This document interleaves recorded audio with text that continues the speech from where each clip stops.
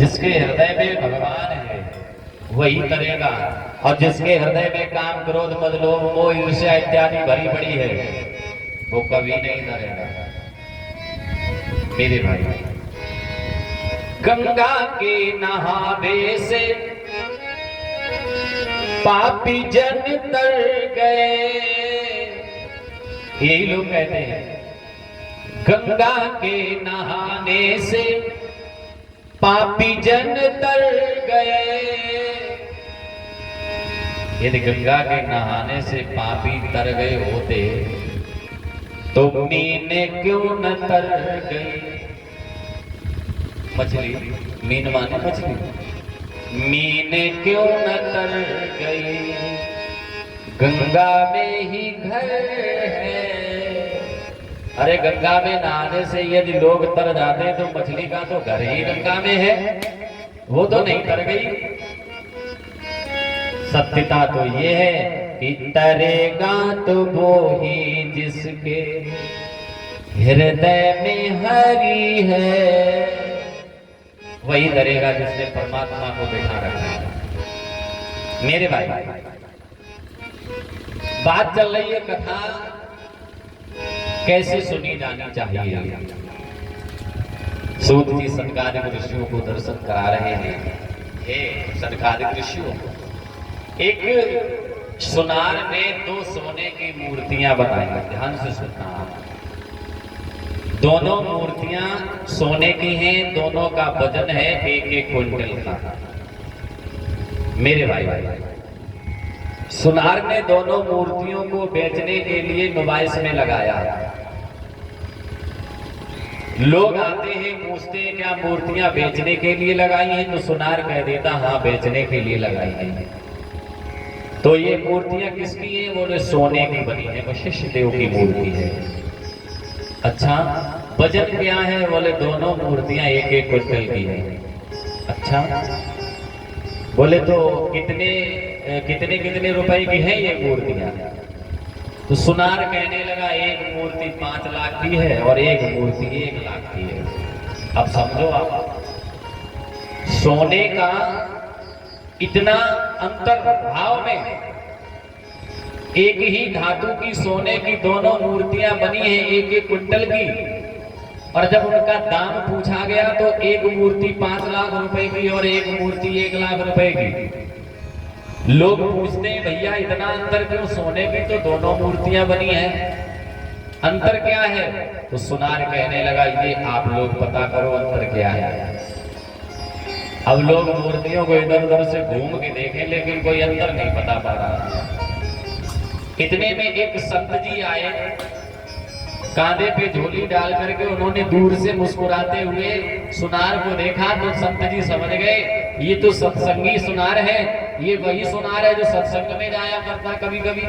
अरे चलो लाओ पूछता हूँ उससे भी ये नुमाइश में क्या करने आया है। संत जी सुनार के पास में गए और कहा जाकर के भैया क्या ये मूर्तियां बेच रहे हो? बोले हाँ। बोले काहे की बनी है? बोले सोने की। अच्छा, इनका दाम क्या है? बोले एक 5 लाख की है और एक 1 लाख रुपए की है। संत जी कहने लगे दामों में इतना अंतर? दोनों मूर्तियां सोने की है, इसमें 1 लाख वाली कौन सी है और 5,000 वाली कौन सी है? तो वो सुनार कहने लगा संत जी ये आप पता करो। अब संत जी भी इधर उधर घूमा कामी करे, मूर्तियों के आगे पीछे घूमे, एक जगह पे आके ठहर गए। उन्होंने कहा पता तो करना है मुझे अंतर क्या है। अंतर तो है, कभी कभी ऐसा होता आप लोगों ने अखबार में देखा होगा 2 चित्र एक जैसे बने होते हैं और उसमें नीचे लिखा होता है दोनों चित्रों में 10 अंतर ढूंढो। अब अंतर होते भी हैं और दिखती भी नहीं है, तो लोग कागज कलम लेके बैठ जाते, कलम लेके बैठ जाते हैं और दोनों चित्रों में अंतर ढूंढने लगते हैं और 10 अंतर निकलते भी है बाद में। अब संत जी चक्कर में पड़ गए, बोले अंतर तो है तभी दामों में इतना अंतर है। तो संत जी भी कोई साधारण नहीं थे, उन्होंने अपनी जेब से एक सुतली निकाला और सुतली को रस्सी की तरह बनाया और पहली मूर्ति के कान में डाला तो वो मूर्ति की रस्सी जो थी इधर से इधर निकल गई।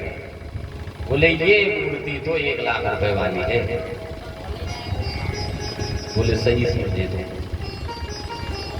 दूसरी मूर्ति में अंतर देखना था तो उन्होंने रस्सी फिर कान में डाली दूसरी वाली।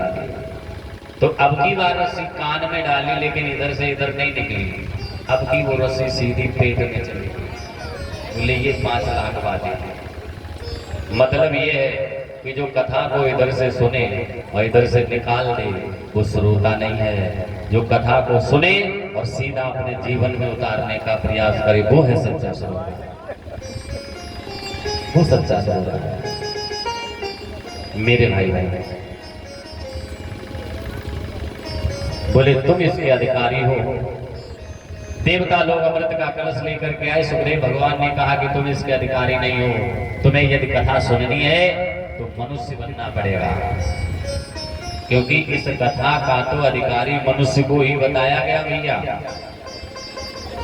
श्लोक कहता है कि भागवती वार्ता सुराणामपि दुर्लभा। ये वो कथा है जो देवताओं को भी नहीं सुनने को मिली थी और आप सुन रहे हैं मेरे भाई। 2 चीजें हमें बड़े भाग्य से मिली हैं परीक्षित जी। 2 चीजें बड़े भाग्य से मिली हैं और ये भगवान का गिफ्ट है, उपहार। पहला क्या हमें बड़े भाग्य से मिली? पहली वस्तु क्या है, पहली चीज क्या है जो बड़े भाग्य से मिली है? मानस दर्शन कराती है। हो